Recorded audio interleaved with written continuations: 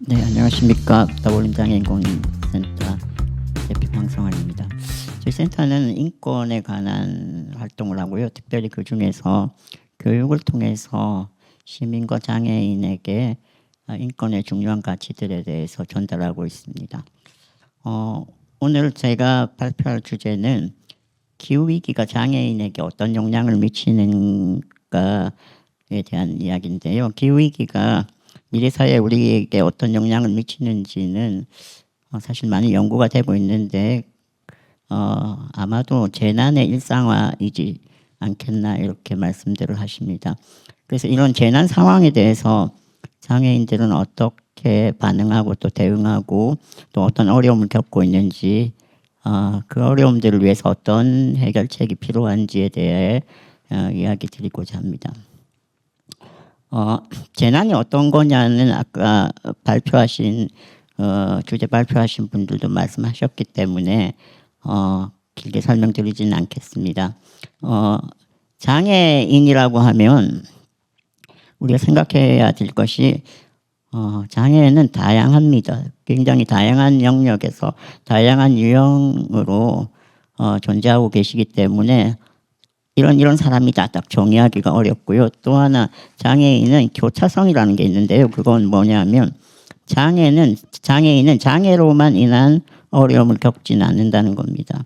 장애로 인해서 경제적 어려움도 겪고 있고 또 질병을 장애 외에 다른 질환들을 보유하고 있는 경우도 많고 그래서 다양한 어려움들 아래에서 살고 있다 이렇게 볼 수 있습니다. 우리가 재난 시 여러 가지 재난 유형에 따라서 장애인들은 각가지 어려움을 겪는데요.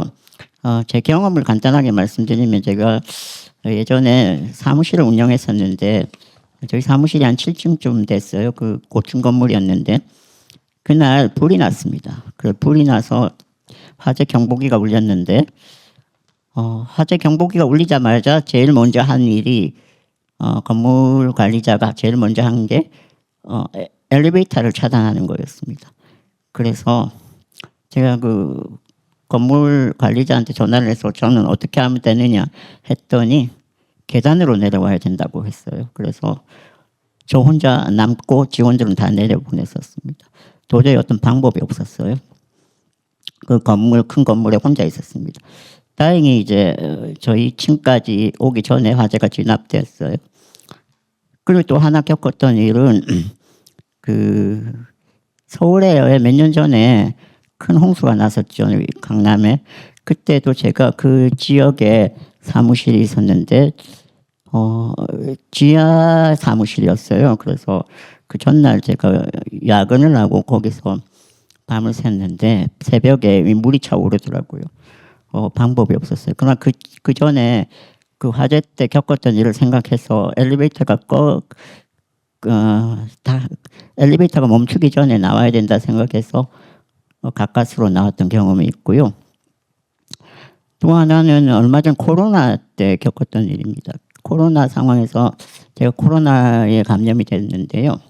평소에 그 기관지 질환을 갖고 있어요. 그래서 기관지 고위험군이니까 악화될 가능성이 있다. 특히 체중이 얼마 이하면 이 치료약을 못 쓴다고 해요. 그래서 병원에 입원해서 관리할 필요가 있다고 하셔서 의사 선생님께서 입원을 이야기를 하셨는데 문제는 이제 그 제가 치료했던 병원에서도 입원이 거부됐어요. 당시에 코로나 상황에서 장애인들의 입원이 쉽지 않았습니다. 여러 병원을 다니다가 가까스로 입원을 했는데 입원을 하고 나서도 어려움을 겪었던 게 거기서 제가 휠체어 생활을 할 수가 없었어요.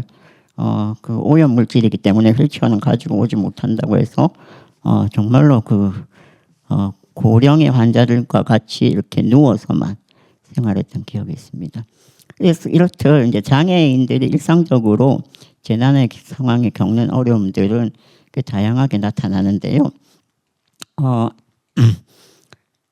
그 위험들에 대해서 우리나라가 어떤 법령과 어떤 제도를 갖고 있느냐 조사를 했는데 사실은 뚜렷한 장애인에 대한 재난 상황에 대한 뚜렷한 그 체계적인 제도를 발견하지 못했습니다.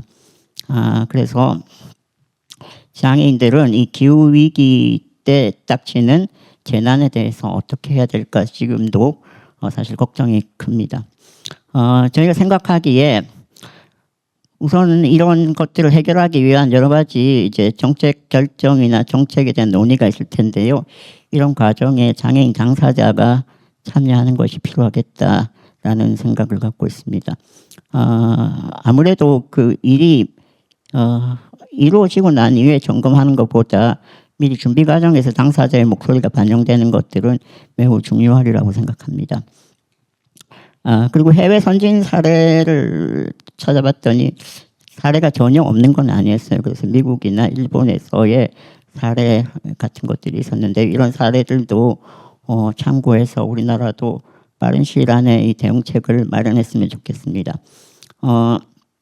장애인에 관한 그 기후위기 대응은 장애인의 권리 중심 정책을 설계하고 실효성 있는 법과 제도, 그다음에 장애인 당사자의 참여 보장, 국제 규범을 적극적으로 지키는 것, 그다음에 이런 모든 일들이 잘 됐지만 잘 된다고 하더라도 정부가 이런 일을 다 할 수 있는 건 아니거든요. 그래서 지역 사회와의 연계 이런 것들이 필요하리라고 생각합니다. 예, 제 발표는 여기서 마치겠습니다.